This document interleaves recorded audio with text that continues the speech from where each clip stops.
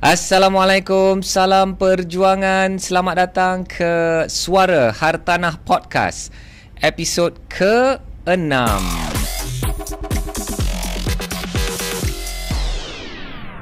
Dan saya nak ucapkan terima kasih kepada sahabat-sahabat yang dah mengikuti siri podcast ini dari episod yang pertama sehinggalah episod hari ini. Hari ini kita nak bercerita tentang 2024. Apa prospek Malaysia ni 2024, dan kita nak mengangkat beberapa isu-isu hartanah yang kita nak ulas dan kupas. Itu sebabnya kita namakan segmen ini, kita namakan podcast ini sebagai Suara Hartanah. Kita angkat isu-isu macam minggu lepas, isu-isu viral je. Sebelum tu kita angkat cerita-cerita tentang hartanah di Johor sahaja. Dan hari ini kita nak bercerita tentang Malaysia. Macam-macam cerita di Malaysia dan akan dikupas bersama dengan host bersama tetap Azim Sulaiman. Okey, dia kena ada perkataan tetap tu tetap. Dia kena tetap, kena selalu ulang supaya dia faham expectation Ahyat. Dan hari ni saya nampak something new dekat kita punya studio. Apa tu? Apa yang baru? Kita macam ada logo baru. Logo baru lah. Dan walaupun dia black and white saja, tapi dia tetap menyerlah tu. Ini pilihan Azim. Ada lagi benda baru. Apakah? Ni dia. Kita ada mark baru juga. Haji Zack. Terbaik lah Haji Zack. Terbaik Haji Zack. Apa ni yang pendengar dia tak tahu apa benda baru ni? Apa benda baru ni? Penonton dia nampak. Logo podcast kita secara official. Buat pendengar-pendengar podcast Suara Hartanah, sebelum ini kita hanya salah satu segmen dalam podcast Ahyat Isak Show. So kita berikan segmen Suara Hartanah ini untuk, seperti yang Ahyat cakap tadi, untuk kita nak membincangkan ataupun mengupas isu-isu yang viral ataupun yang tular mengenai isu-isu hartanah, ekonomi, kewangan. Dan kali ini kita dah upgrade sikit, kita dah level up. So kita buat satu podcast baru, Suara Hartanah, khas untuk kita nak membincangkan, mengupas isu-isu semasa ataupun isu-isu terkini tentang hartanah, ataupun ekonomi, kewangan dan sebagainya. Azim minum sikit dulu. Okey, dalam minum. Dia rasa lain sikit dia bila minum dekat dalam mug Suara Hartanah ni, dia dapat menjiwai podcast kita. Bismillahirrahmanirrahim. Enak. Rasa dia pun betul. Walaupun air kosong, air yang air pula dituang oleh Haji Zack di belakang tabir. Terima kasih Haji Zack. Terima kasih Haji Zack yang juga telah orderkan, dan dia juga design. Betul. Itu design tu siapa? Daniel, brother Daniel. Dan juga di belakang tabir kita ada Anis Sabri yang menjaga audio dan visual. Alright. So kita nak masuk terus topik kita. Excuse me.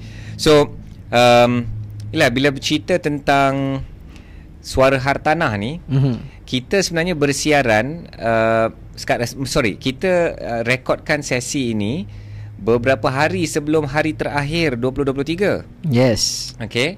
So exactly tarikh apa ni? Hari ni 28 Disember. 28, ya Allah, 4 hari je lagi. So 28, 29, 30, 31, 4 hari saja lagi menjelang tahun dan baru. Kita pun tak tahu bila disiarkan lah nanti. Mungkin dah masuk tahun 2024. Tapi tema dia ialah nak cerita tentang 2024 lah, Malaysia dan hartanah tu 2024. Dan Ahyat juga nak highlight 2024 ni dia special untuk Azim. Wow. Ingatkan untuk Ahyat. Kenapa? Bukan saja hartanah di Malaysia ni special, tapi untuk Azim. Kenapa? Kerana Azim baru menyambut hari kelahirannya. Dan sekarang sudah berumur 30. Dia tak nak terbalik kan? Dia tak nak terbalik kan? 30 tahun. Alhamdulillah, dah masuk 3 series dah. 3 series semalam birthday Azim. Alhamdulillah. Dan Azim kira dah, yelah, it's gonna be a good year for you lah kan.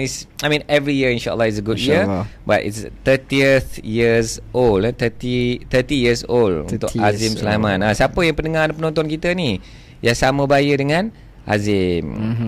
Alhamdulillah. Saya pula, berapa umur saya tuan-tuan dan puan? Kalau Azim umur 30, Ahyat umur Berapa? 31. 31. Abang sikit lah Alright. But okay, talking about 2024 ni, Okay. Azim ada buka bagi satu artikel. Bagi satu artikel ni yang menyatakan Malaysia rupa-rupanya dia kalahkan New York dan Seoul kan. Dan untuk apa tu? Tentang dari segi kita kalahkan apa ni? Kita kalahkan sebab kita biasa kelab bola ke apa ni? Kelab bola ke ataupun kita ke juara rasuah ke. Allah. Atau benda-benda yang tak bagus lah kan. Pencemaran ke. Selalunya Malaysia ranking tinggi ni benda-benda yang buruk lah, negatif, unfortunately. Tapi kali ni alhamdulillah ada berita yang pada saya yang baik. Okay, yang positif tentang Malaysia. Azim, apa tajuk dia Azim? Tajuk dia oleh artikel dari Astro Awani, kalahkan New York dan Seoul, Kuala Lumpur tangga ke-6 bandaraya paling ramai pengunjung. Wow. Artikel pada 24 Disember. Kita boleh kalahkan New York dan Seoul Yes, walaupun kita tak ada Four Season. Ya, dan walaupun kita tak ada K-pop. Tak ada K-pop, ya betul. Kita ada M-pop. Tak tahu macam mana M-pop lah. Tapi yelah, kita tak ada BTS untuk menarik. Kita tak ada Blackpink. Kita tak ada Blackpink in your area.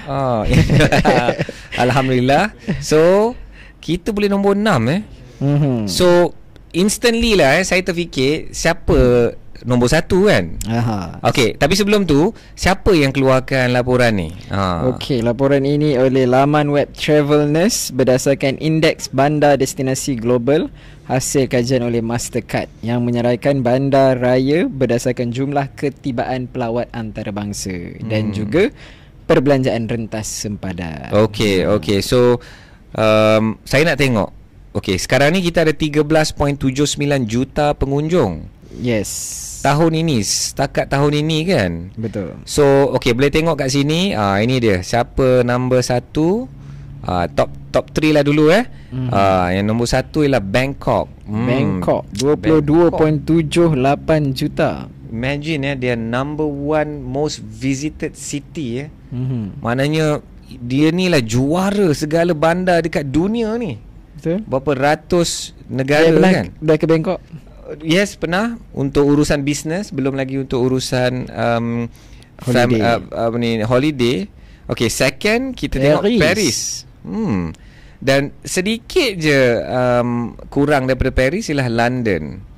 So I mean, when you look at Paris and London London ni kalau kita tengok dia punya jumlah international visitor 19.09 million, 19.09 juta. So dia mostly dari Malaysia kalau kita tengok.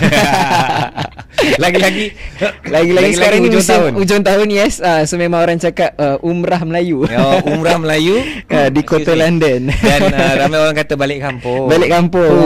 Betul-betul. London tu ada setengah-setengah lokasi tu memang jumpa orang Melayu je lah, orang Malaysia. Betul, macam dah kampung Malaysia. Kalau ayat tengok juga waktu kita sambut Merdeka baru-baru ni. Kan banyak musim apa orang kata majlis sambutan Merdeka dibuat di beberapa bandar utama di luar negara, dan London yang saya kira paling meriah. Saya tengok gambar-gambar video tu sangat-sangat meriah untuk sambutan kemerdekaan. Bukan merdeka, dia kereta api sarung. Tapi untuk merdeka 16 September. Kereta api sarung. 16 September. Hari Malaysia 16 September lah. Hari Malaysia, betul. 16 September. Sebab kereta api sarung tu diadakan di beberapa bandar utama. Yang paling meriah tu antara di London. Sangat meriah. Dan macam memang London tu, kalau macam selalu kita kan kalau cakap kalau cuti public holiday, kalau kita pergi KL, bangsa mana yang ramai di KL? So macam itulah situasinya di London waktu Hari Malaysia tu. Macam tu dia punya gambaran dia. Jadi masalah-masalah di sana rasa macam kita rasa lah. Mungkin kan. Itu yang kita rasa kalau kita di KL. Di KL tu ramai sangat expatriate daripada Bangladesh ataupun Nepal. Alhamdulillah mereka ni sama-sama menyokong ekonomi negara. Betul.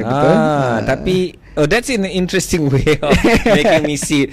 And okay, so number 2, number 3, and kita tengok Dubai. Nombor ya, 4 baru balik dari Dubai. Oh, Dubai best. Okay, nombor 5 Singapura. Come on lah. Come on, KL. Kita Next tinggal year di belakang Singapura. hampir 900,000 kurang daripada Singapura, dan and then KL. Dan and of course nombor 7, 8, 9, 10 tu is New York, Istanbul, Tokyo, Antalya. Ini yang saya macam, Antalya ni kat mana ni kan? Kan Turki kalau tak silap saya. Antalya Antalya. If I'm And then mistaken, Antalya. Seoul nombor 11 and 12 Osaka. Turkish. Antalya is the largest city on Turkish Mediterranean. Okay. Alright. And Mekah is number 13. So ayat duk study lah juga ni kan. Sebenarnya kita dah lama dah cakap. Sekejap, saya tunjukkan ni this article. Alright. Sebenarnya tahun 2017 kita dah menyasarkan tau. Ni artikel Februari 2017 ni, Kuala Lumpur disasar 5 teratas bandar paling kerap dilawati di dunia. And this was 6 years ago. 6 years ago dia kata kita akan target. Pada masa itu Menteri Wilayah Persekutuan Datuk Seri Tengku Adnan disebut, inilah visi jangka panjang Malaysia untuk menjadi top 5 lah. And of course kita nak lah jadi top 5 tu. Nanti kita cerita kenapa pentingnya benda ni. And then bila Ahyat baca balik, ada lagi satu artikel tahun 2017. Ni pada bulan Disember. Dan Malaysia pada masa Kuala Lumpur pada masa itu jadi bandaraya ke-10 paling dikunjungi. And this was 6 years ago. 6 years ago. 6 years ago top 10 bandar ke-10. Betul-betul nombor 10. Nombor 10. So, kita menduduki tempat ke-10.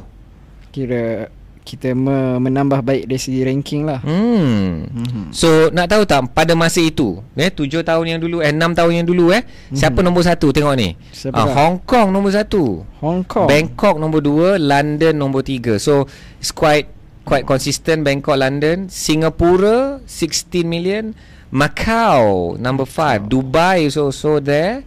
Number 6. 7 Paris. Number 8 New York. Number 9 Shenzhen. And number 10 is Kuala Lumpur. So yang ini pun kena tengok juga mereka ni merekodkan dari segi mana kan. So I think bila kita dah dapat ranking yang bagus macam ni untuk benda-benda yang baik macam ni, of course kita rasa bangga lah kan. Betul. Because kita selalu dapat berita-berita yang tak elok lah, yang paling tercemar lah, yang macam Azim cakap tadi, yang kes-kes rasuah ke apa ke kan. But this one is a good thing lah yang kita dapat lihat. So tertanyalah pula saya, Azim, daripada kita ni yang ada 13 juta orang yang melawat Kuala Lumpur, agak-agaknya siapa yang melawat Kuala Lumpur ni Kalau itulah saya pun tengah search juga ni, sebab kalau ikut yang artikel yang kita ada discuss tadi, adalah daripada China sebanyak 1.02 juta. And of course that one is melawat Malaysia lah. Malaysia, betul. 1 juta pelancong, boleh tengok kat sini, 1 juta pelancong yang melawat Malaysia. China. So yang ini kita melawat Malaysia. Pelancong China yang melawat Malaysia. Tapi yang artikel yang asal yang kita sedang bincang adalah Kuala Lumpur, specifically Kuala Lumpur bandar. I guess in a way yang ramainya pun mungkin dalam kalangan pelancong daripada China lah juga. Betul kan? Dan mungkin juga daripada Singapura. Singapura juga Singapura. Sebab kalau tengok dekat artikel oleh Sinar Harian pada 7 Oktober 2023, Singapura merupakan penyumbang tertinggi bagi ketibaan pelancong ke Malaysia dengan 4.5 juta pelancong sehingga Julai 2023. Okay. So mungkin atas faktor lokasi lah. But coming back to this kan, yang China ni kan, 1 juta pelancong China lah so far. Ada satu lagi artikel yang mengatakan sebenarnya awal tahun 2023 mereka nak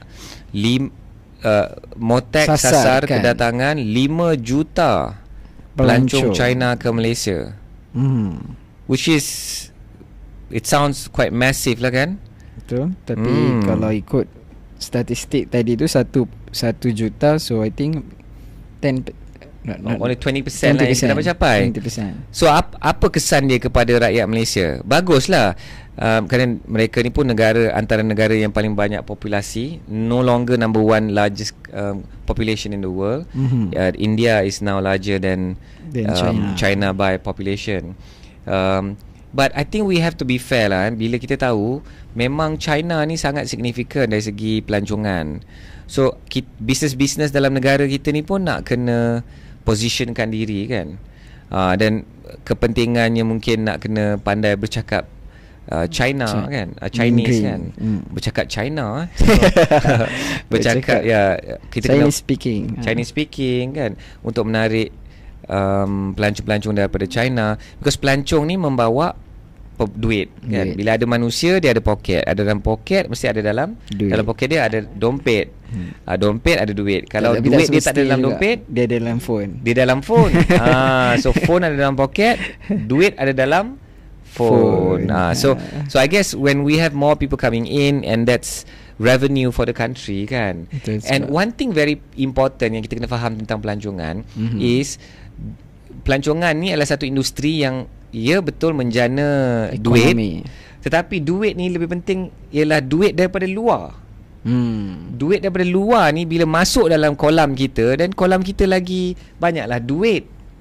Because kita ni sebenarnya menghadapi banyak duit keluar, because banyak pendatang asing, pekerja-pekerja yang datang kat Malaysia untuk bekerja di Malaysia, and di hujung bulan dia orang hantar, I don't know, mungkin berbilion ringgit dia hantar keluar negara, family. Kepada negara asal mereka kan. So we need to have more money coming in, and besides FDI, foreign direct investment, daripada syarikat-syarikat besar yang nak buka industri, yang buka bisnes kat Malaysia, of course this money can come in through our industri pelancongan, which is very very important kan.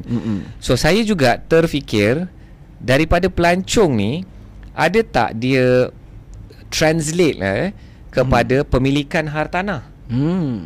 Kalau betul pelancong China ni ramai, Singapura pun ramai, then ada tak banyak hartanah yang dibeli oleh China? Pelancong ini. Okay, so before pandemic adalah satu artikel ni yang dia tulis pada November 2019 oleh Astro Awani lagi. Okay. So warga China beli hartanah bernilai 8.4 bilion di Malaysia pada tahun 2018. And Azim tahu tak lokasinya? Okay. Lokasi tu I mean this article didn't say where exactly, but setiap kali kita membaca artikel, kita pun nak kena berfikir secara kritikal. So bila kita lihat tajuk macam ni, guys, okay, dengar and para penonton di YouTube pun boleh tengok Okay, bila kita tulis ini, warga China beli hartanah bernilai 8.4 bilion di Malaysia pada 2018. So kita nak kena buat satu keputusan. 8.4 bilion ni sikit ke banyak? Okay, bagi Azim, bila dengar lah 8.4 bilion, of course banyak. Of course banyak. Kalau bercerita pasal rumah 500,000, okay, katakan bercerita pasal rumah 1 juta. Ini 8,400 juta. Maknanya ni 8,400 rumah lah kemungkinan kan. Kalau satu unit tu 1 juta. Kalau satu unit tu 1 juta. So bila kita bercakap tentang tajuk macam ni, bila kita berbincang, kita nak kena ada perbandingan. Kan, nak perbandingan. So kalau tengok kat sini, kalau tengok kat bawah ni, pembeli China menyumbang jualan hartanah sebanyak 8.4 bilion pada tahun 2018 bilion. Atau ni kena tengok, atau 12.2% daripada jumlah nilai urus niaga. So daripada seluruh volume urus niaga yang berlaku dalam industri hartanah, 12% tu dibeli oleh pembeli China. Okay, when you hear 12.2%, bagi Azim rasa banyak ke sikit? Banyak. Maksudnya dalam 100 rumah yang dijual, 12 tu dibeli oleh pembeli China. So this one was quite interesting for me to read in 2018 before pandemic. So kita tak tahulah apa ceritanya. Dan kita pun boleh ingat 2018 ni berlakunya pertukaran government.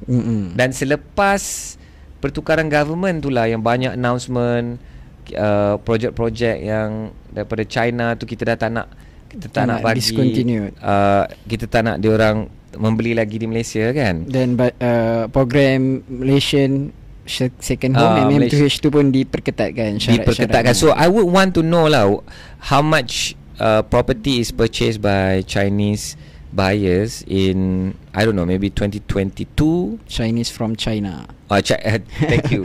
Chinese from China lah and kalau lihat sini saya nak tunjukkan. Jap. Okay, kalau lihat kat sini, okay, saya nak sharekan. Ada graf. Bismillahirrahmanirrahim. Okay, boleh tak sharekan graf? Oops. Alright, boleh nampak graf ke?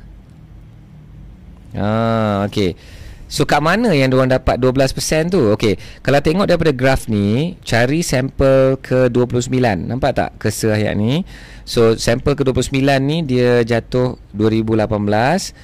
Berlakunya transaksi bernilai 140 bilion. So kalau kita ada tadi 8.4 bilion. So kita buat 8.4 bilion bahagi 140 bilion darab 100. So that is 6%. 6% kan. Tapi tadi 12%. Tadi dia tulis 12%. So saya tak tahu macam mana dia kira tu. Adakah dikira sebagai segala urus niaga hartanah yang dibeli oleh pelabur-pelabur hartanah asing, atau dia talking about the whole industry lah, because looking at these numbers, just only 6%. Yeah, it's only 6%. So I don't know where they got the number. And kat sinilah kadang-kadang kita pun kena buat kajian kita sendiri, because kita ada data kita, and of course macam people like IQI, diorang ada lagi data yang lebih detail lah, detail. And kat situlah yang kita boleh tengok. Okay, so bagus ke Azim kalau pelancong ni beli hartanah kat Malaysia ni? Wah, bagus ke For me, of course dia membantu juga untuk especially hartanah-hartanah yang mungkin yang tak terjual. Kita boleh bantu at least menyelesaikan isu-isu hartanah tak terjual. And of course sebagai rakyat Malaysia, Azim nak tak kalau orang luar negara lain dia boleh beli hartanah kat Malaysia? As a rakyat, Azim mesti nak kerajaan letakkan syarat-syarat tertentu kan? Of course. Untuk menghadkan. Kalau tidak, dia boleh beli apa yang kita nak beli. So kita dah terpaksa bersaing, berebut, berlumba pula dengan dia kan. So itulah yang nak membawa kepada cerita nombor 2. Okay, so kita dah cerita dah ni. Actually cerita yang pertama ni Malaysia nombor 6 sekarang ni. Nombor 6 most Kuala Lumpur visited cities. So tahniah, kena tepuk tangan. Wow. So nak masuk tahun baru ni, kita dah masuk tahun 2024. Kuala Lumpur is top 10 lah, basically number 6, which is a very big thing to me 10 lah kan. Kalau daripada top 10 tu mana bandar yang Ahad dah pergi? Macam tu Okay, Bangkok dah, Paris dah, London dah, Dubai dah, Singapore dah, KL dah, New York dah. New York masa saya di Boston, saya tak tahu. Masa kecil-kecil dulu ada ke pergi ke New York. Okay, but maybe New York belum. Istanbul dah, Tokyo dah, Antalya mungkin dah lah kot. Antalya because kita pergi banyak tempat di Turki. Mungkin lalu kot. Mungkin lalu. Okay, Azim, kalau Azim nak pergi yang mana? Top 10. Top 10 I think London jugalah. Kampung Melayu. Kampung Melayu.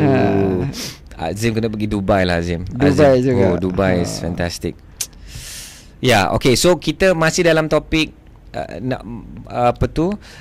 pemilikan hartanah oleh foreigners, oleh warga asing. So ini nak membawa kepada ceritanya, dan ini adalah artikel yang kedua yang kita nak ulas. Ini kita tengok tajuk dia, Malaysia muncul destinasi ketiga paling popular bagi pembeli hartanah Singapura. Oh, okey. Saya kena share lah kalau korang nak tengok ni. Okey. Alright. So Malaysia muncul destinasi ketiga paling popular bagi pembeli hartanah Singapura, Azim. Destinasi ketiga. Tadi top 3. Top 6. Top 6. Ini top 3. Ini top 3 lagi terror. Tapi ini bukan pasal pelancongan, ini pasal pemilikan hartanah. Pembeli hartanah di Singapura. So bayangkan pembeli hartanah kat Singapura ni ada sekian banyak pembelinya, pelabur ke pembeli ke. Tapi destinasi yang ketiga paling popular adalah Malaysia. So apa yang bermain di fikiran Azim bila baca satu tajuk macam ni? First of course kita kena lihat secara dari segi faktanya. Kita tahu Singapura ni relatifnya dari segi saiz negara yang kecil. Okay, dan juga of course dari segi pemilikan hartanah pun mungkin for Singaporean, most of them rasa kalau macam kita dekat KL ni, kita rasa harga KL ni overpriced, terlampau mahal, ataupun kita selalu sebut future price. So mungkin dekat Singaporean pun dia akan rasa benda yang sama dekat Singapore. So mungkin dia rasa hartanah di Malaysia, especially mungkin kalau di Johor Bahru tu, lebih murah pada mereka. Dengan of course dari segi currency pula, kita tahu Singapore punya currency lagi kukuh berbanding Malaysia. So that's why they looking Malaysia is a suitable place ataupun tempat yang diorang mampu untuk memiliki hartanah. Yelah, kalau kita tengok 1 juta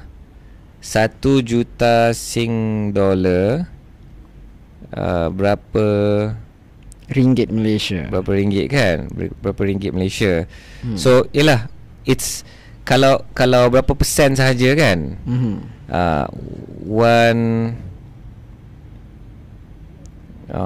Tengok dekat currency exchange. So satu Sing dollar is RM3.50 sekarang.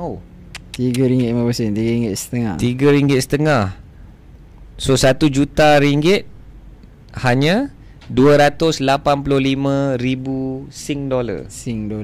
Best So maksudnya, to put into perspective, kalau dia beli hartanah yang 1 juta di Malaysia ni, umpamanya hanya almost 300,000. Tak sampai 300,000. Tak sampai 300,000. Bila sebut 300,000 tu pun rasa macam 300,000 ni 285,000 Sing dollar. So bayangkan kita nombor 3. So bila saya baca artikel ni, saya pun terfikir mana negara yang top lagi dalam list Singapore ni. Azim rasa siapa yang top, Azim? Sebab saya dah baca juga artikel ni. Okay, so siapa nombor 1, nombor 2? Siapa nombor 1? Nombor 1 di Australia. Tu dia. So Singaporeans like to buy property in Australia. That's number 1. Number 2 is Thailand. Dia skip Malaysia. Macam terasa juga kan, macam hello, kau nak pergi Thailand, kau kena fly atas Malaysia tau. Lagi ni Of course lah. But imagine that Thailand itu nombor 2, Malaysia nombor 3. So siapa nombor 4 dan nombor 6, Azim? Nombor 4 Jepun dan nombor 5 ialah UK. So Singaporean property buyers are buying Australia, Thailand, Malaysia, Japan and UK. Itulah ranking dia. So apa sebab mereka suka beli dekat Malaysia? Antaranya ialah sebab sebabnya yang kita dia dekat satu, and then projek yang kita dah kupas dalam episod sebelum ini, edisi Johor, iaitu projek RTS kan, transit system. So tak dinafikan lah, benda ni dia macam bagi hype balik lah kat hartanah di gelanggang hartanah di JB, di Johor. Especially bila tiang-tiang RTS tu semua dah naik dah. You can see along the apa tu, JBCC kan, daripada CIQ and then going across the causeway tu. So it looks real, it looks like it's in advanced stages at least. So orang jadi excited. Betul. And orang mula believe percaya projek ni bolehlah satu hari nanti akan siap. Because risau juga kan, macam kita announce projek sana projek sini tapi tak nampak lagi progress. Ada ke progress kan. So mereka beli kat JB ni kerana dekat dan ada hubungan ekonomi dengan Singapura. So it's quite interesting lah. It's quite interesting. Juga bila IQI ni dia kata apa? IQI dia kata peningkatan 70% dalam transaksi pembeli Singapura di Johor Bahru pada suku tahun pertama tau Azim. 17%. So it's not just interest or just cakap-cakap kosong, and bukan hanya data dari Singapura, tapi sebenarnya kita boleh lihat sendiri data daripada Malaysia. And thank you to IQI, jual IQI again for this data. The transaksi maksudnya ini bukan interest je, ini betul-betul yang dah beli. Bukan naik, niat saja, bukan intentional, bukan sahaja. intention. Dah naik 17%. So okay, let's talk about the good and bad lah about this, because ramai orang tak tahu. Anda sebagai pendengar bila dengar, anda sebagai penonton bila dapat tahu info ni juga kan, how do you feel when we say Singapore suka beli hartanah kat Malaysia? Orang Singapura suka beli hartanah kat Malaysia. So pastinya Azim ada macam dua emosi. Dua emosi. Okay, so saya ni bila memerhati pasaran hartanah, and we were talking about FDI, we were talking about money coming out from the country, coming into the country kan. Benda tu bagus, and kita perlukan ekonomi yang mengalir kan. Bayangkan satu kolam air, mestilah kolam air kolam apa lagi satu kolam atau tasik, tapi tak ada air yang air flow in. And kalau air tu tak flow out tu pun tak baguslah juga kan. Dia perlu dia akan jadi keruh lah nanti air tu. Dia busuk, jadi tak elok kan. So we need flow lah. It's the cash flow kan, aliran tunai dalam ekonomi kita ni kena mengalir. So it's good when that happens. The economy is better, the economy grows, and pastinya rakyat tu akan mendapat tempias lah ekonomi yang lebih baik. Rakyat pun akan sepatutnya lebih baik lah. Ekonomi makro negara lebih baik, ekonomi mikro poket-poket rakyat Malaysia tu pun lebih baik. Setuju. And okay, itu dari segi ekonomi. Dari segi pasaran hartanah sendiri, kita pun naklah pasaran hartanah kita ni meriah, ada demand, dan pemaju-pemaju pun ada boleh berniaga. Dan bila pemaju ni boleh berniaga, boleh ada untung. Of course pemaju ni dia melibatkan banyak lagi industri-industri dan bidang-bidang dalam the contractor yang terlibat. Berapa banyak tu yang supplier paku ke skru supply ke, chain dia. Supply chain dia semua pun akan ada kesan ekonomi yang baik kan. Setuju. So the banks kat Malaysia pun bagus. Kerajaan negara kita pun akan boleh kutip cukai. So it looks like it's good kan. It's like a win untuk semua. Lawyer kat Malaysia pun dia akan dapat manfaat. Agent hartanah pun dapat manfaat. So it looks like a win good situation kan.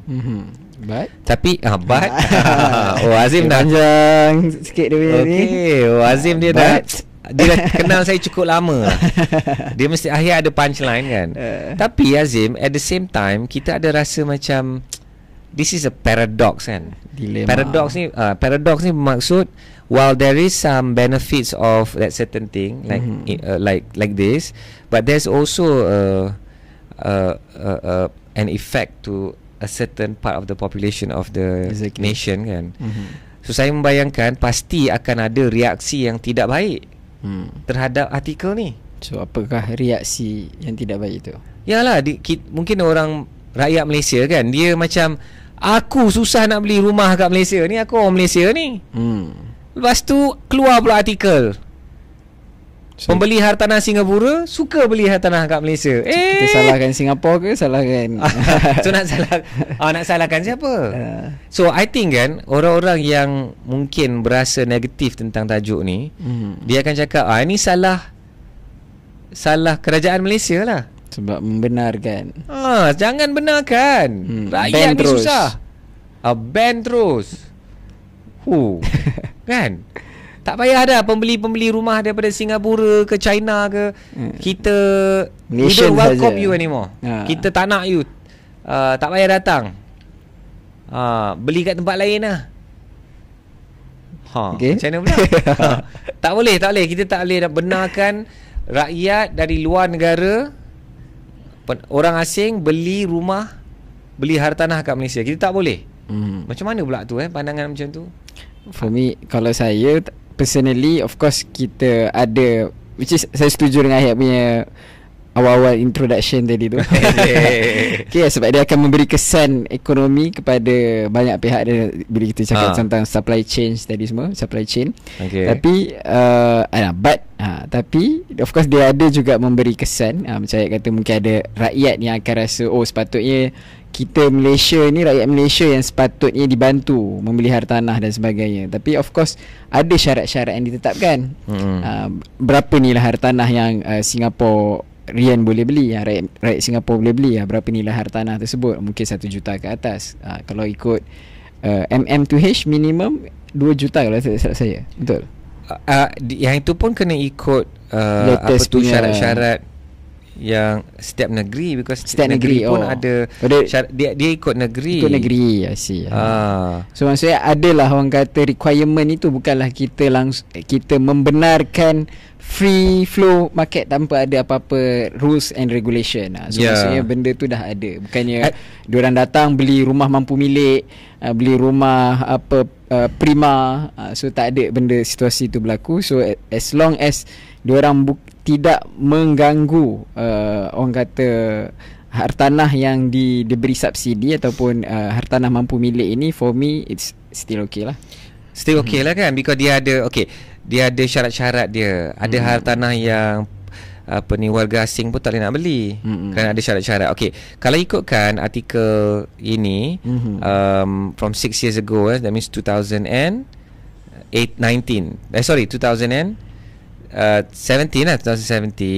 dia mengatakan memang hartanah tak boleh, dia kena lebih daripada 1 juta. Lebih daripada 1 juta. And of course macam Selangor pun dia ada syarat-syarat dia yang tersendiri and all that stuff lah. Syarat lah. So kita kena lihat kat sini ni. So kat sini ni sebelum pandemik lah, dia ada syarat-syarat baru. So boleh dikatakan most of the states, negeri-negeri di Malaysia ni lebih kurang dia meletakkan 1 juta lah sebagai syarat dia minimum. Tapi Selangor ni dia letakkan syarat 2 juta. And yang ni pun if I'm not mistaken untuk hartanah jenis kediaman, and untuk hartanah jenis commercial tu dia ada juga, dia ada syarat dia juga. Correct me if I'm wrong, nanti dia ada. Actually this is another good topic yang kita boleh kupas and berikan masa untuk Ahyat dan Azim untuk really go through the details and find what is the latest numbers lah, the latest numbers. The latest rules. But coming back to the story, itulah Malaysia ni, Malaysia ke Malaysia, Azim? Malaysia ke? Malaysia ke Malaysia? Malaysia. Okay, A Malaysia. Itu saya suka cakap Malaysia. B Azim suka cakap Malaysia. So korang suka A ke B? Bagi yang sedang menonton di YouTube, boleh tak anda komen? A ikut Ahyat Malaysia. Kadang-kadang tersasul juga. And then Azim cakap Malaysia. Kalau PMX kita cakap macam mana? Saya tak perasan. Saya rasa PMX Malaysia. Ikut saya lah. Malaysia. Saya tak tahu. Dia Madani. Malaysia. Dia tak cakap Malaysia Madani. Dia kan betul tak? Malaysia Madani. Come on Azim. Okay, korang follow Ahyat A. Kalau follow Azim type B. Kita nak tengok juga. Alright, so itulah dia, I think perbualan yang kita nak kupas ni tentang Singapore suka beli. Cuma another interesting yang saya terfikir bila saya baca artikel ni adalah ini kita bercakap tentang rakyat Malaysia. Kalau dia mencari hartanah di luar Singapura. Tapi how about Malaysian? Ada ke artikel yang menunjukkan statistik rakyat Malaysia ni kalau dia beli hartanah luar daripada Malaysia ni, dia suka kat beli mana kat mana destinasi tu? Adakah Singapura ataupun Thailand ataupun London, kita punya kampung Melayu? I would think so. I would think maybe Australia is top of the list. Australia, UK. Yeah, I would think so. Sebab kalau kita tengok dekat dalam artikel ni pun dia bagi tahu untuk yang Australia tu Azim, yang ni kena ulas. I can check back mana je artikel tadi dia dah. Di kat bawah sekali. Ayat mungkin boleh ni. Okay, I dah zoomkan. Okay, So this is interesting Australia nombor 1 tau. Australia nombor 1 for Singaporean. Untuk beli hartanah di luar Singapura. Yeah. And interestingly, Australia juga merupakan destinasi nombor 1 di dunia untuk jutawan. So kalau jutawan kat dunia. Ini bukan cakap Singapura, cakap betul. Malaysia. Yes. Oops. Malaysia. Bukan cakap ni seluruh dunia. Pilihan pertama mereka juga Australia. Interesting Dan kita punya jutawan kosmetik pun di Australia. Jutawan kosmetik. Jutawan emas juga mungkin. Bisnes emas. Tapi dia pun ada nak jual rumah dia kat sini kan. Ya, betul. Dan dia pun dah beli rumah di sana. Alhamdulillah, tahniah dah menjadi pemilik hartanah. Dan menyumbang kepada ekonomi di sana. Menyumbang ekonomi di sana. Okay, and interestingly, kita membayangkan jutawan akan beli rumah dekat Dubai. Dan bila sebut Dubai, ayat cerita yang sebelum ayat pernah share dalam episod sebelum ni, ayat jumpa rakyat Malaysia. Sekarang dia di Dubai. Okay. So dia pun ada beli hartanah di Dubai. Dia beli hartanah bernilai 1 juta. 1 juta ringgit atau 1 juta rial? 1 juta. Bukan, dia dirham. 1 juta dirham. 1 juta dirham. Dan dia lecturer. Dan itu adalah syarat ditetapkan oleh Dubai lah. Maksudnya kalau foreigner minimum kena beli 1 juta dirham. Okay, that is a good question. I'm not sure. But the property that he bought was 1 million dirham. And dia lecturer.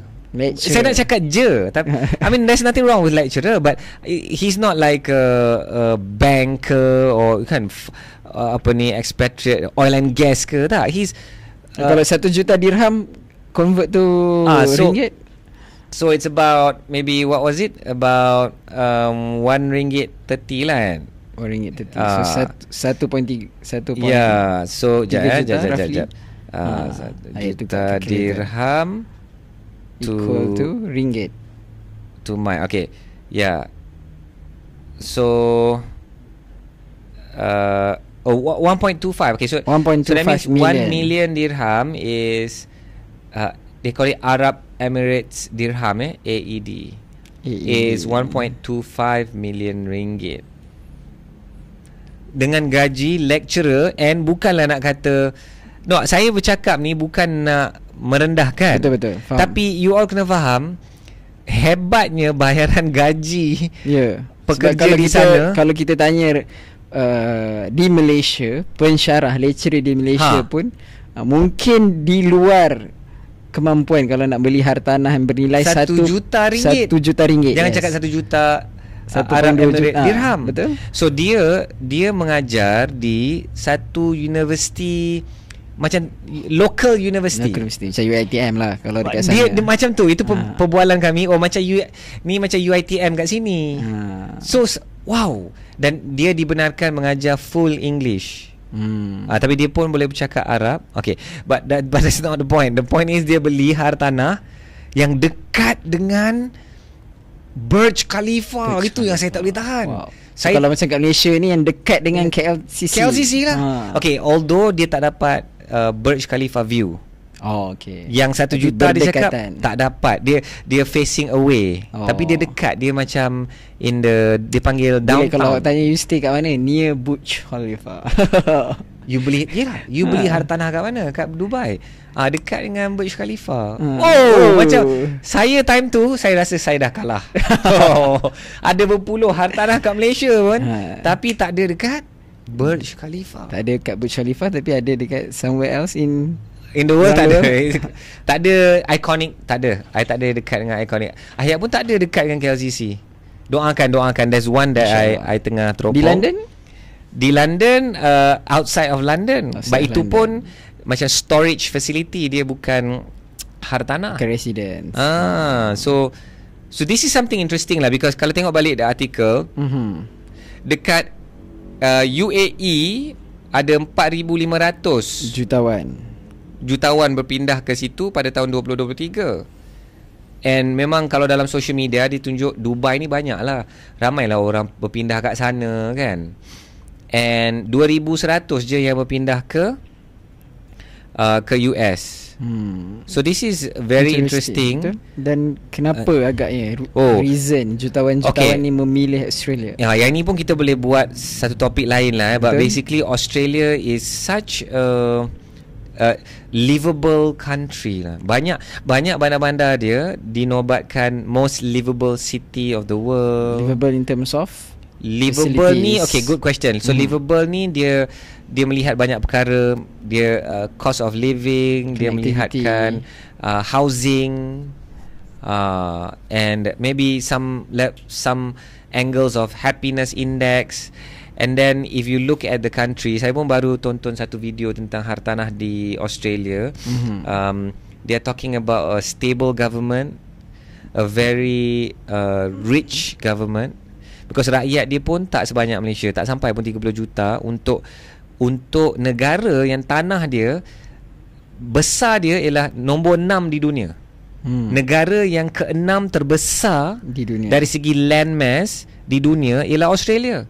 Tapi rakyat dia pun berapa 20 lebih juta. And not a lot of people understand that Australian economy sebenarnya they are also like a commodity driven economy, because tanah dia sangat besar and dia orang banyak hasil bumi yang tidak perlu diproses sangat. Dia just jual mentah-mentah, and 40% of all their natural resources is purchased by China. So that's why they have to have very good relationship with China, although sometimes they have some issues, but yeah, so negara dia orang ni ekonomi dia sangat strong, walaupun it's not a very high tech economy. It's like Malaysia, kita ada minyak yang kita sedut daripada bumi and kita jual kepada siapa-siapa yang nak beli. So sama juga dia korek-korek je pelombongan dia and dia boleh jual. So actually dia ekonomi pun tidaklah gempak yang seperti yang kita fikirkan.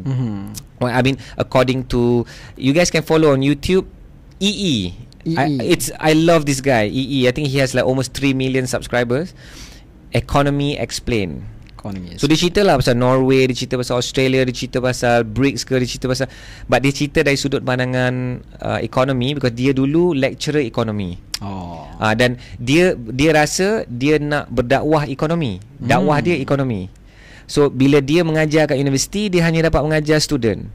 Tapi dengan YouTube, dia boleh ajar lebih ramai orang tentang ekonomi. Dahsyat this guy. Itu jugalah kita buat podcast Suara Hartanah ni. Kita nak berdakwah tentang hartanah. Bila kita lebih ramai orang bercerita tentang hartanah, kesedaran tu akan meningkat. Bila kesedaran meningkat, maka mungkin daripada kesedaran dan kata-kata dan tindakan, dan insya-Allah satu hari kita akan kuasai semula bidang hartanah. Okay, so itulah cerita dia lebih kurang, cerita pasal Australia. Dan terselit pasal Australia tu boleh cerita tentang Singapura membeli orang Singapura membeli kad Malaysia, dah bercerita pula tentang Australia. Alright, okay. So, mungkin one quick question sebelum kita ke next topic, ke next article. Okay. So kalau jutawan-jutawan tadi tu mostly memilih Australia, how about Ahiyat? You know what, kalau diberi peluang untuk migrate, saya pergi ke Australia beberapa kali untuk cari hartanah.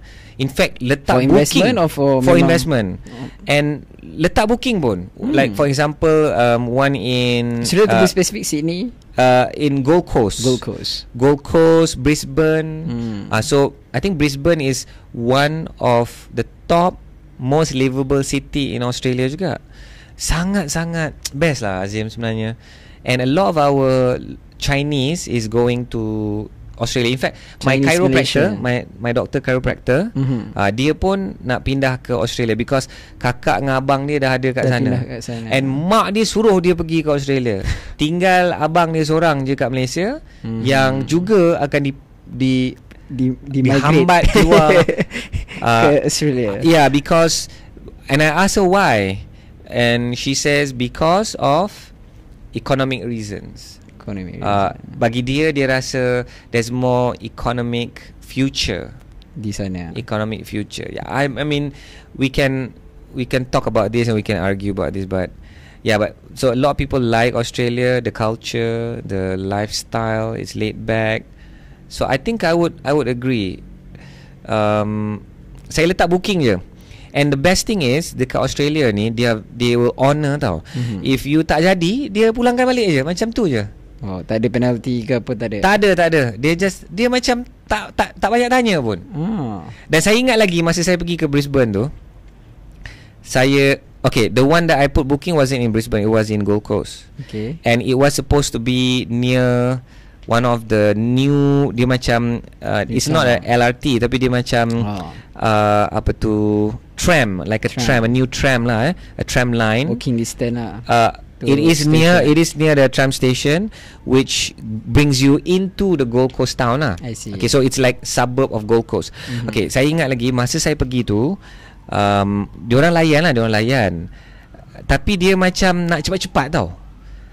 Dia macam rushing. Dia macam mula-mula dia macam layan, tapi bila saya banyak bertanya ni, macam dia tak layan. So saya rasa macam dia ni ingat aku tak nak beli ke, memang saya nak pergi beli. Tak ada duit ke apa kan? Macam tak ada duit ke. Kau ingat tengok orang Melayu window shopping kan. Window shopping kot kan. Mungkin tu perangai pembeli-pembeli hartan hari Malaysia kot. Tak tahu, kita tak tahu.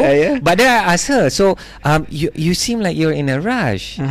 And then dia cakap, oh yeah, we are expecting a bus coming in. So saya macam, okay, you're expecting a bus. So what is that? Are they tourists? Yeah, they are from China. So why are they here? Yeah, they wanna look at our property. Datang naik bus. That is what you call property tourism, Azim. Kat Malaysia pun ada. So kita pun buat kembara hartanah, betul.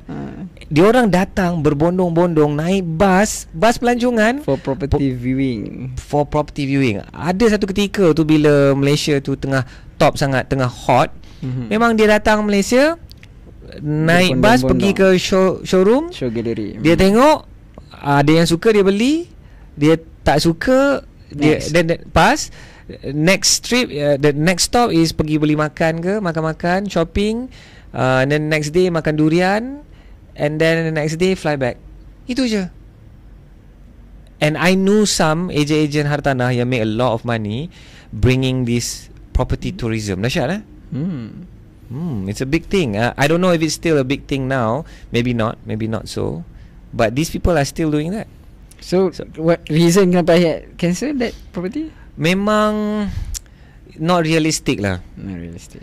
Yeah, so managing it is going to be one thing, and I think the discussion that we had with the family was, kita memang akan selalu ke nak pergi ke Australia, particularly Gold Coast kan. It would be a nice place to go lah, but unless like for example macam some people that I know kan, anak-anak dia memang belajar dekat Melbourne. So dia beli rumah dekat Melbourne, and after that anak-anak dia dah selesai, dia flip. Okay, so contoh. And then there's another person that I know dekat London. Dia memang macam tu, dia beli untuk anak yang sulung rumah tu untuk anak dia study kat London. And then anak nombor 2 pun, anak nombor 1 dah settle, anak nombor 2 pula sambung belajar kat sana, anak nombor 3 dah sambung belajar kat sana. Setelah settle 3 orang anak ni, hartanah dia, kenaikan nilai dia cukup untuk cover semua kos anak-anak dia belajar di sana. Wow. Saya pun macam, wow, ini macam kita kena bawa ke podcast ni. Tapi this type of people, they don't really share. Betul. Dia orang selalu low profile ni, another level ni lah. So So thank mungkin you for tunggu anak sulung sama belajar, dan mungkin akan akhirnya membeli. So yes, my son wants to study in Japan. So ayat dah survey hartanah di Macam Japan. masa kita pergi Japan pun memang kita ada survey lah juga kan. Tapi I don't know, maybe it's something doable in Japan. Maybe Japan Capital Appreciation tu kita pun kena tengok juga. Because it's a different game dekat Japan pula kan. But it's something that it's definitely that we can think about. And Australia is definitely one of those countries that we might want to consider jugalah. I see. Alright, okay. So thank you for that question, Azim. Alright, now the next. Dah settle 2 artikel. Dah settle. Okay, ini adalah artikel ke-3. Okay, this one Ahyat nak juga kupas, because I think this is very important. Kita nak memahami trend masuk ke tahun 2024. Hartanah kat mana yang orang cari? Location. Agak-agaknya lah Azim. Kalau Azim dah baca lah artikel. Agak-agaknya kat mana? Para pendengar, adakah di penonton Negeri Sembilan? Di Melaka. Azim kenapa pilih Negeri Sembilan dulu? ada yang sebab dekat. itu yang dekat. So kat mana kat Malaysia ni yang orang cari? Hartanah kat mana? So jom kita tengok artikel ni oleh Metro dan bertarikh Metro dia selalu tarikh kat bawah Disember 19 2023. So this one's quite recent lah kan. So hartanah di bandar paling banyak dicari. So di bandar tu, bandar manakah?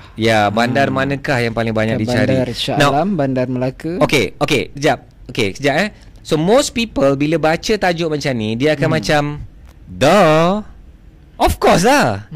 Ni tajuk macam mana ni? Of course lah orang cari kat bandar.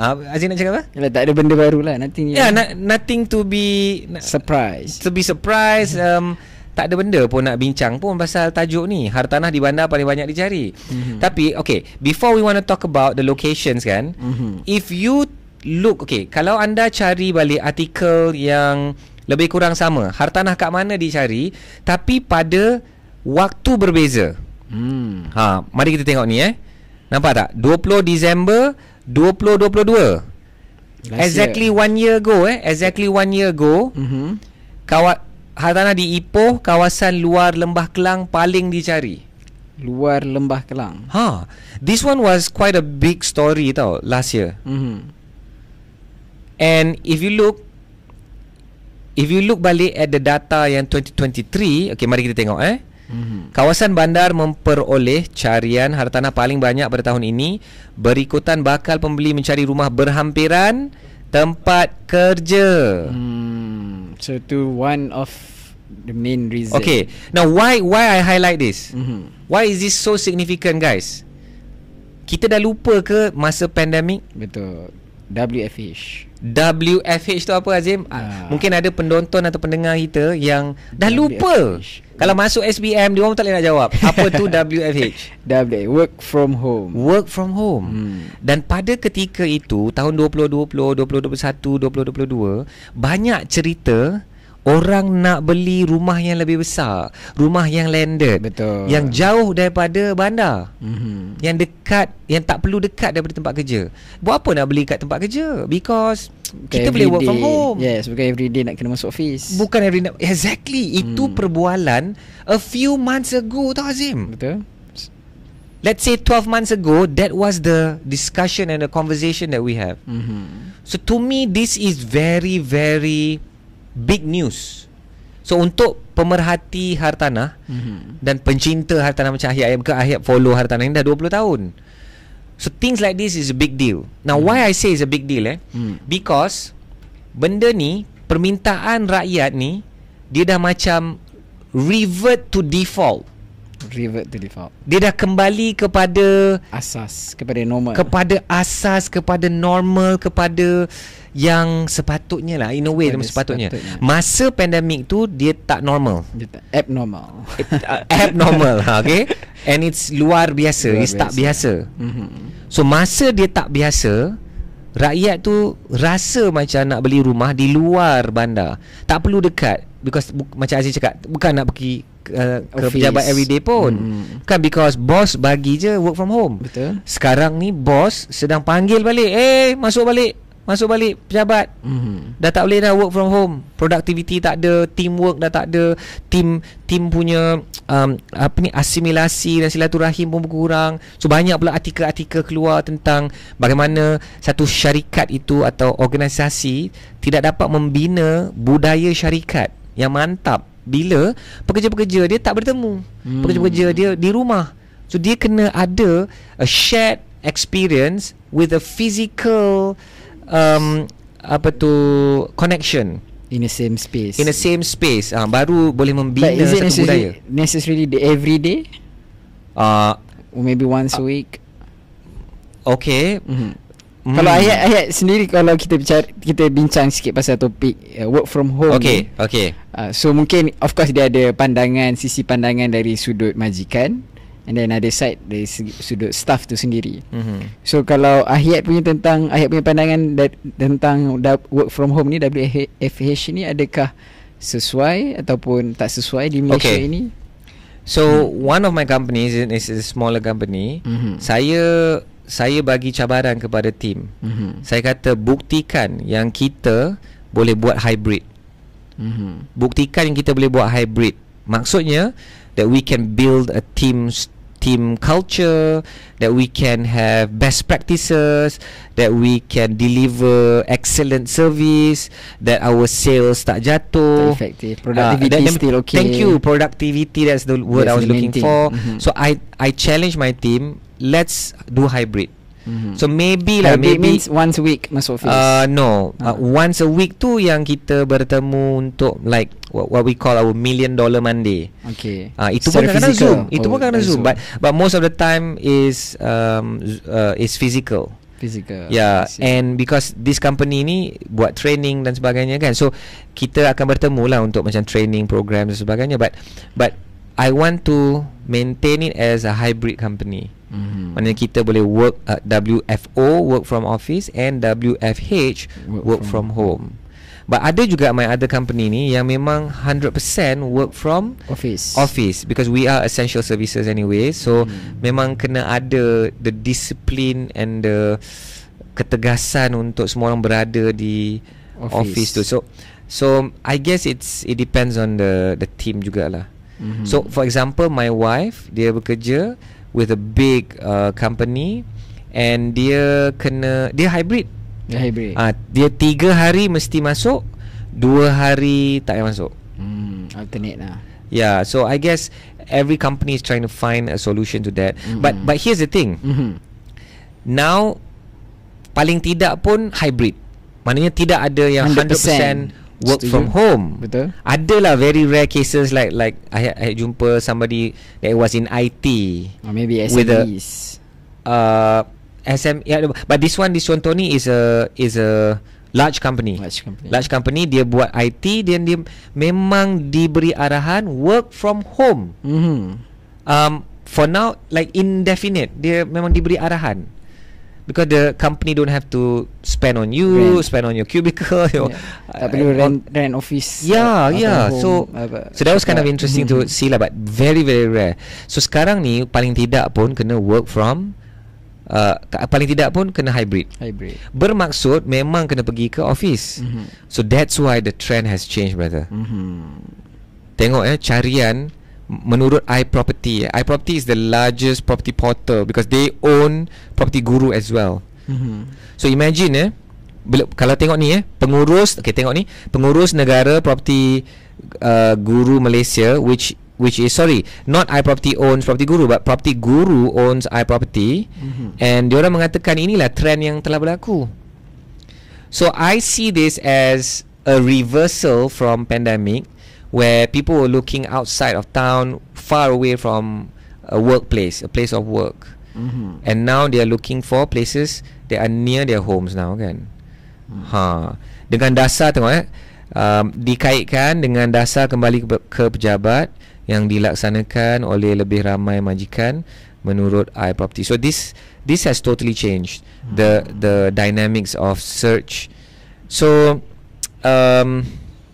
itulah Akhir nak bertanya lah soalan Azim, because you are in sales, you have your own business kan. Yelah, like self-employed kan. You bukan bekerja dengan majikan kan. But if I were to ask you, would you, dia ada A atau B, would you buy a house that is small in town, or would you buy a house that is bigger but far away from town? A. So jawapan Azim, saya akan beli rumah yang kecil sedikit, tapi dalam bandar. Berbanding dengan B, bajet yang kita ada tu boleh beli rumah yang besar tapi luar bandar. Mungkin B tu kalau nak settle down. Sebenarnya ramai coaching students dan student follow Ahyat pun jawab benda yang sama. Kalau dia cakap bergantung kepada fasa hidup. So macam muda dia nak berada dalam town. Ya? Tak muda sangat dah 30. Oh 30 tak cakap muda lah. Okey lah. Tak, Azim masih muda, tapi budak 20-an lebih muda. Okey. So dia dalam fasa hidup. Ya, dan ada orang kata kalau dia dah berusia, dia nak bersara, dia nak settle down, dia nak beli rumah yang besar sikit dan di luar bandar. Di luar bandar kan. Sebab dah cukup lah sesak dekat bandar. Dalam bandar ni sesak luar bandar pun sesak dah sekarang kan Malaysia kat mana yang tak sesak I think Perlis. Sebab tu saya cakap Perlis. Untuk settle down. You nak settle down kat Perlis? Yes, dia tak sesak.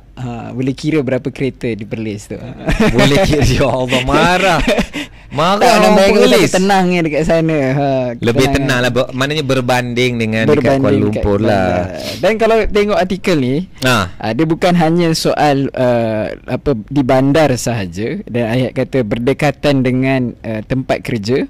Tapi kalau tengok dekat sini, dia ada ketersambungan, connectivity yang baik untuk menggunakan public transportation ataupun pengangkutan awam.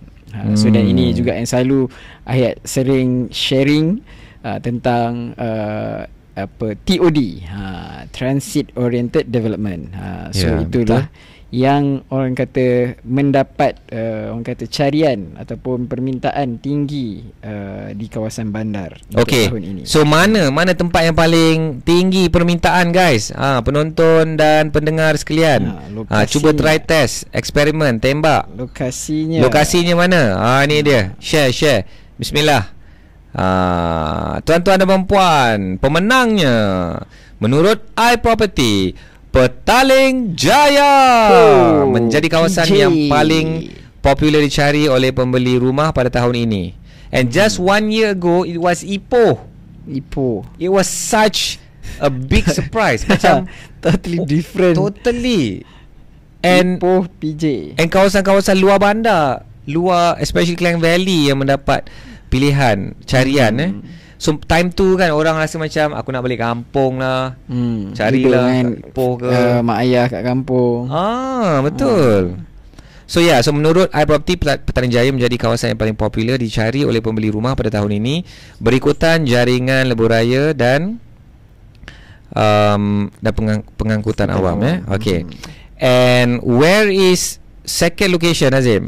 Second location ni, actually second location ni bila saya baca artikel ni saya quite surprised sebab dia di kawasan T20. Di Mont Kiara, menduduki tempat kedua untuk kawasan paling banyak dicari. So for Azim, you like macam okay, this is weird kan? Mont Kiara boleh ranking nombor 2 kan? Sebab I guess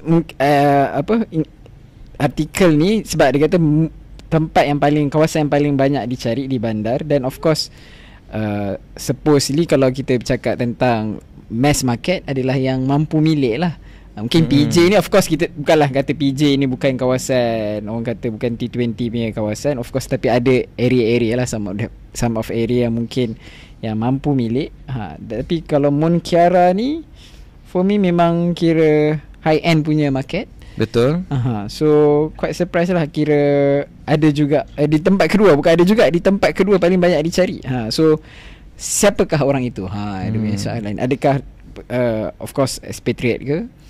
Yelah. Ataupun pekerja-pekerja yang profesional yang bergaji tinggi yang mencari rumah di area Mont Kiara.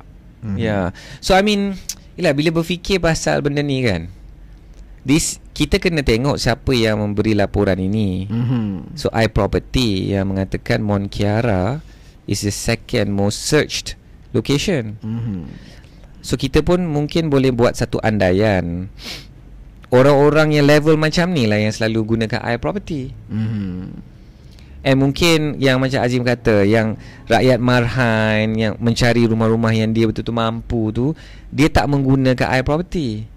Mungkin dia mengguna mudah.my mencari property.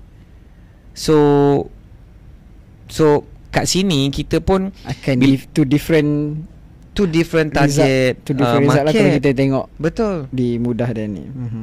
So bila kita baca artikel macam ni kan, terus kita contoh bagi satu contoh kalau tengok macam lepas dah baca artikel ni, nanti ada somebody ni buat satu posting dekat social media.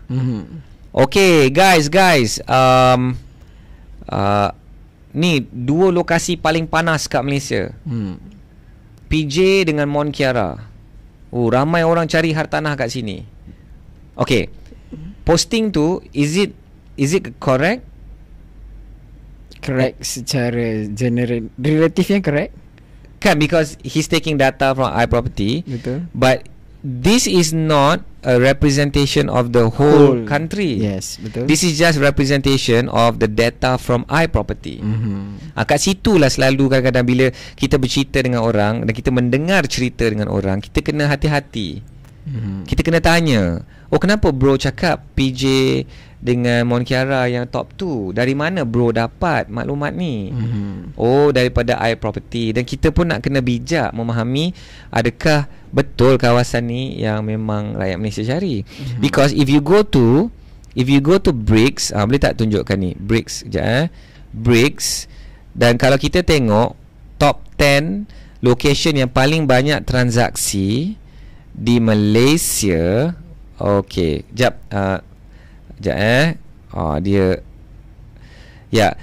kita lihat top 10 location dekat Malaysia ni yang dah ada transaksi, dah memang orang beli. It's not in PJ and it's not in Mont Kiara. Sorry guys yang menonton di YouTube, tak dapat nak keluar pula Bricks.my ni tiba-tiba. Boleh tunjukkan balik. Alhamdulillah. Inilah dia top 10 dekat Malaysia sekarang ni. So kat tempat-tempat macam ni, Bukit Indah, Johor, Kota Masai, Pasir Gudang, Bandar Putra, Kulai, Taman Johor, Johor Bahru. Yes, banyaknya kat Johor ni top 4 ni. And then we have Bandar Bukit Raja, Kapal, Bandar Baru Setia Awan Perdana, Setia Awan Perak. Perak ni dia baru masuk carta top 10 ni. Taman Saintex Pasir Gudang, Taman Sentosa Klang, Taman University Skudai, Johor, and Bandar Baru Permas Jaya. And you can see here 7 out of the 10. Kita pernah kupas benda ni kan masa kita kupas hartanah di Johor. So this is the reality on transaction. Yang kita bercerita iProperty ni ialah yang dicari, search. Maknanya ialah dia kena cari dulu sebelum dia beli. Betul. Bila dah cari mungkin tak jadi beli. Bila dah cari mungkin tak jadi. Sama macam mencari jodoh kan Azim? Kita kena another episode. Azim tengah mengelak ke topik ni? Okay. So kembali kepada hartanah. So tadi dua lokasi dia, PJ dan juga Mont Kiara. And lokasi ketiga kat mana Azim? Lokasi ketiga kita ayat baru sebut tadi di JB. Johor Bahru. So ini yang baru the real. Yang dalam transaction di mana Johor pun menduduki top 10. So that's interesting. So JB in itself is number 3 in terms of most search location. Maknanya dia mencari dulu JB, mencari, tapi dari segi transaksinya macam ni pula. 7 daripada 10 tempat yang paling banyak transaksi ialah di Johor. Bukan Johor Baru. Johor, you can see here. Iskandar Putri, Pasir Gudang, Kulai, Top 1 is JB. Iskandar Putri. Top 1 is Iskandar Putri, Bukit Indah. Ada 316 transaksi tau Azim. That's a lot. 316 transaction is basically 25 transactions every month. Maknanya dalam bulan Disember ada 6 hari je yang tak ada orang beli rumah kat sini. Tiap-tiap hari ada. Tiap hari ada. Kecuali ada 6 hari tu je. Which is kind of crazy when you think about it, right? Betul. Exactly. Yeah, so at least we are talking about data in an interesting way, and I hope you guys are learning something too lah. Okay, so let's look into why JB disebut lagi sekali RTS and MM2H sebagainya. Okay, Azim, can you mention the final perenggan? Mana lagi top 10? Top 10. Ni dia. Top 10 kawasan yang paling banyak dicari oleh pembeli rumah ialah di Ceras. Kita bersiaran di Ceras. Dan Puchong, kita punya office Puchong. Business takaful kita office di Puchong. Okay, Bukit Ceras ni Jalil, Ceras ni studio kita ada kat Ceras ni, and some of my other businesses kat office kat Ceras. Okay, so Ceras Ceras nombor 4, Puchong diikuti Puchong nombor 5. Okay, nombor 6 Bukit Jalil. Mungkin dekat dengan stadium nak pergi tengok konsert. Kita pun dah ulas dah isu konsert tu. Okay, nombor 6 tu, ke-6 Bukit Jalil. Betul. Tak, kelima ke-6 di KLCC Kuala Lumpur City Centre. Dan ke-7 ni saya bagi Ahyat yang sebut. Sebab Ahyat asal daripada sana. Bukan nak cakap asal lah, lama lah. Saya kahwin budak Subang Jaya, hari raya. Budak Subang Jaya memang ada gaya. Bali 6, 7, 8. Sorry, so 8. Subang Jaya is 8. 9 is Bangsar. Rumah teres pun boleh cecah 2 juta. So kita dah boleh bayangkan lah siapa yang menggunakan iProperty ni. Yes. Kan KLCC dapat nombor 10 ni. Bukit Jalil pun bukan main-main punya tempat. Okay. So Bangsar is number 9 and Cyberjaya is number 10. Number 10. Interesting kan? So adakah ini lokasi-lokasi ini bakal menjadi lokasi yang dipilih untuk betul-betul beli rumah? So kita nak kena study lah. This is what is searched, but is this what is purchased? Inilah yang dicari. Adakah ini yang akan translate kepada apa yang dibeli? And kita nak tengok benda ni akan berterusan di tahun 2024 atau tidak. Begitulah sahabat-sahabat semua. 3 lah, kita kupas 3 topik ini dulu. I think it's very very interesting. Ahyat ada berapa lagi topik nak bercerita tentang apa pandangan Ahyat tentang hartanah pada tahun 2024. Maybe we can talk a little bit on that. Our first episode in 2024. Yes. Okay. So Azim, and apa yang bermain di fikiran Azim bila bercerita tentang top 10 location ni, dan tadi tentang Singapura, suka Malaysia, dan pelawat pun banyak singgah ke Kuala Lumpur. Apa yang bermain di fikiran Azim? So basically 3 topik ataupun artikel yang kita kupas pada episod kali ini adalah yang berita-berita yang positif. Berita-berita yang positif, specifically untuk hartanah. So mungkin insyaAllah sama-sama kita doakan supaya 2024 ini akan menjadi tahun yang lebih baik untuk berbanding tahun 2023 ini. So mungkin ada peluang-peluang dari segi hartanah, of course, untuk kita boleh melabur dalam hartanah insyaAllah. 2023 macam mana Azim? 2023 How was this year?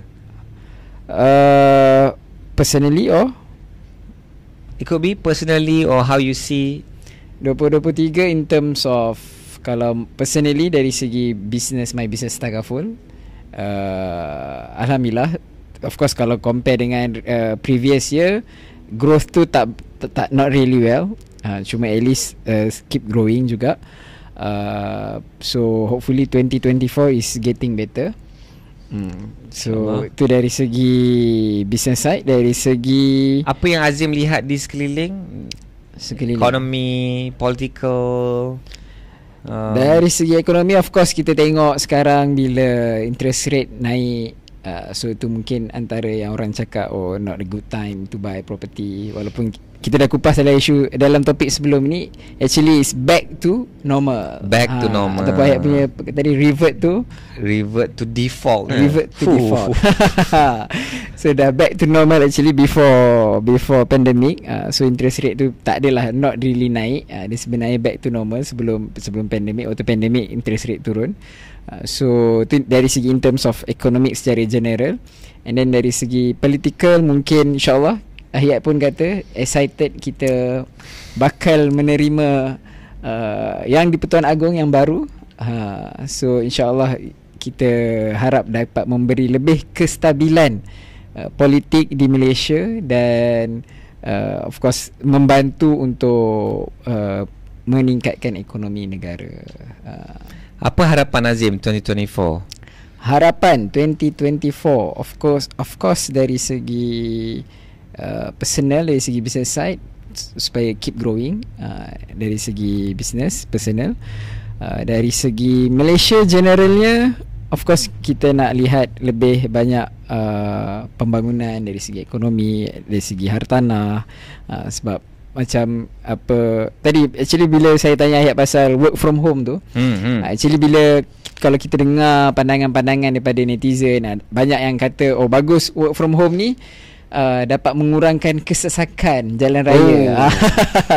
So which is that's why I kata dia ada two different perspective. Kalau of course as a staff kita akan rasa better you work from home, dapat tak payah hadap jam, you dapat save duit minyak, duit petrol, duit tol. Boleh pakai kain pelikat. Boleh pakai kain pelikat kat rumah. Boleh pakai kain pelikat kat rumah. So banyak dapat save lah. And then dari segi business pula, dari segi as majikan, of course macam saya cakap juga, mungkin dapat save, tak perlu nak sewa office space yang besar. So and of course ada masa dengan family. Ada masa dengan uruskan family, anak-anak, you know.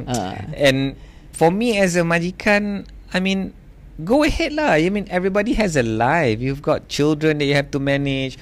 You have a spouse or parents that living with you. So benda tu okay je, as long as you can prove that productivity tak menyusut, tak affected, our sales can be good. But I think tak semua boleh kekalkan productivity level, boleh kekalkan the excellent level, and boleh kekalkan the production level tu. Productivity. Maknanya not productivity, the production the sales tu sendiri kan. So these depends on type of business, nature of business. Betul lah. Dan mungkin not that's easy. why orang kata mungkin should start from the government sector first.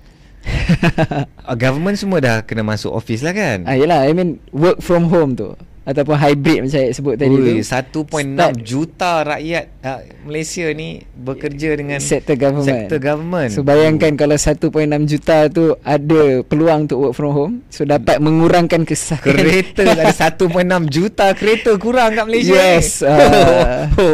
Lain macam. So mungkin itu antara yang I think boleh orang kata diharapkan lah untuk mungkin in future kita boleh lihat mungkin ada perubahan yang positif. Sebab macam of course selain daripada pengangkutan awam, connectivity tadi yang semakin improve, so itu salah satu cara untuk kita nak membantu dari segi livability yang Ayat sebut tadi tu.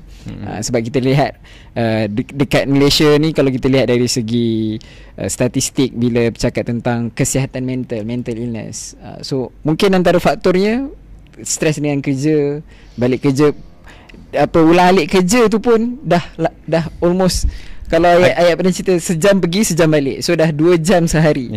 So kali dengan berapa hari seminggu, berapa hari sebulan, so dah berapa banyak jam kita habis masa atas jalan raya. So mungkin itu positif ataupun orang kata harapan yang mungkin dapat kita lihat. Yeah, I think I like this topic lah. And maybe the next week kita nak bercerita pasal harapan je. 2024 harapan hartanah kan, itu suara hartanah kan. And maybe we could do guys, we could do some posting on social media and ask apa harapan anda untuk 2024, and then we can read it out and make some shout outs on our podcast Suara Hartanah kan. You should do too some research, at least in WhatsApp keluarga ke apa harapan kan, just to give some feedback for next week. Okay tak? Okay So kita boleh buat juga tu. Ayat pula. Ayat pula macam ni lah. Okay, harapan. So my answer is very simple.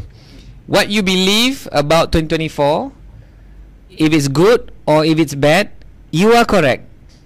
Because you are the one who believe that 2024 is not gonna be a good year. You the one who believe, and you who the one will be make it be happen. in the living.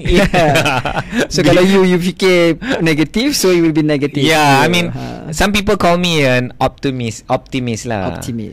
So like Ahyat is always trying to see the good side of everything kan. But my answer is very simple. Kalau you tanya, kalau you baca interview jorong-jorong paus-paus tycoon kat Malaysia nanti, because every year kan nanti diorang akan interview orang-orang tertentu, you dah boleh budget dah apa yang diorang nak cakap. Diorang akan cakap macam ni tau. Well, yes, there's 2024 looks like going to be a challenging year, but our team is positioned to grab a lot of other opportunities that lie ahead, and we feel that 2024 is going to be another great year for our organisation. Dia lebih kurang dia punya lagu yang dinyanyi lebih kurang macam tu. Mungkin dia akan cakap macam dia tidak menidakkan mungkin ada cabaran-cabaran tertentu, tapi dia akan jawab tahun depan akan jadi lebih baik. Dan orang-orang macam ni lah yang betul-betul akan menjadikan tahun depan tu lebih baik. So answering the question what's my hope, so I just leave it on that, because I want to leave all the rest of the explanation nanti in next week's session, and we can discuss further lah on that kan. Alright, okay, so begitulah Azim, selesailah rakaman kita ni, merakam podcast untuk 2023 terakhir Suara Hartanah pada tahun 2023. So kita jumpa tahun depan. Manalah tahu 2024 kerusi kuning ni jadi kerusi warna lain atau dia kekal. Maybe untuk Suara Hartanah dia kekal. I don't know, maybe we'll think about that. But yeah, see you guys in next year. Saya doakan anda semua bila anda menonton atau mendengar podcast ini, semoga anda semua dikurniakan ganjaran kejayaan bagi segala yang anda usahakan dan anda korbankan, dan berjaya dunia dan di akhirat. Okey, sehingga kita bertemu dalam episod yang akan datang dalam Suara Hartanah. Terima kasih. Assalamualaikum warahmatullahi wabarakatuh. Selamat berjuang.